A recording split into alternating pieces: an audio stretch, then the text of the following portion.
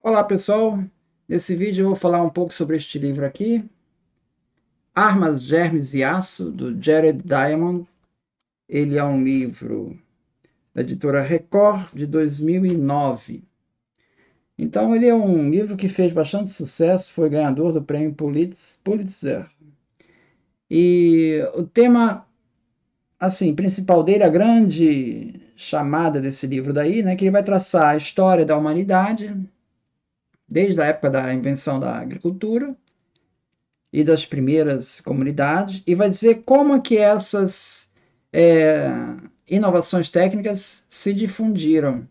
Por que alguns países ficaram atrasados e outros avançados? A resposta para isso, ele vai dizendo assim, olha, isso aí está na raiz, isso está lá na agricultura, que foi a grande revolução do início, e alguns se atrasaram nesse processo e outros entraram primeiro. Então, e a razão para esse atraso ali na agricultura e que desencadeou em todo o resto, em grande parte é dado por questões geográficas. Ele vai desenvolver essa temática, né? Então ele vai tratar de vários assuntos. Eu vou sintetizar alguns assuntos que ele trata, então. Com relação quando ele trata da questão da escrita, né? Da invenção da escrita. A invenção da escrita, então, ela vai ser um reflexo disso, né? Porque ele vai dizer que a escrita vai se desenvolver nos países que tiverem uma sociedade já suficientemente complexa, porque a escrita ela vem para atender às demandas da burocracia, de uma burocracia estatal. Então, se você está atrasado no processo lá de revolução agrícola, o tempo para formar um Estado também vai demorar. Então, você vai ficar atrasado nesse processo e a escrita também vai ter demorado, porque a escrita vai surgir quando vem essas sociedades complexas organizadas, né? Então, segundo ele, somente com essas sociedades estratificadas em instituições complexas e centralizadas, com um sistema desenvolvido de produção de alimentos, baseado na agricultura, é que houve a demanda por sistemas de escrita. Os primeiros textos sumérios, eles são relatos de burocratas do palácio e do templo, ou seja, são registros administrativos. Somente bem mais tarde, em que essa escrita vai ser usada para narrativa, para propaganda e mitos.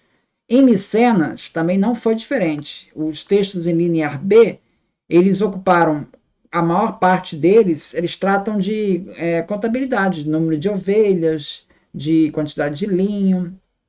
A Ilíada e a Odisseia são textos lá da mitologia grega que foram transmitidos por muito tempo de uma forma oral.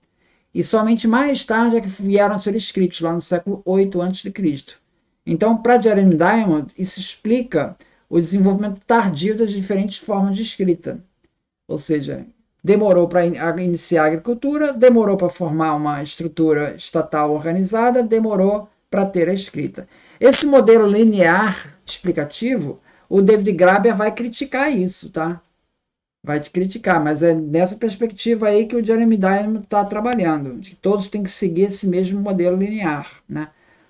O Levi-Strauss, sobre a escrita, ele vai dizer o seguinte: se quisermos correlacionar o aparecimento da escrita com certos traços característicos da civilização, devemos investigar em outro sentido. O único fenômeno que ela acompanhou fielmente é o da formação de cidades e impérios, isto é, a integração de um número considerável de indivíduos no sistema político, e a sua hierarquização em castas e classes. Tal é, em todo caso, a evolução típica que se observa do Egito à China, quando surge a escrita, parece favorecer mais a exploração dos homens do que seu esclarecimento. Essa exploração, que permitiu reunir milhares de trabalhadores para realizar tarefas exaustivas, explica melhor o nascimento da arquitetura do que a relação direta que enfrentávamos anteriormente. Se a minha hipótese estiver correta, devo admitir que a função principal da comunicação escrita é facilitar a escravidão.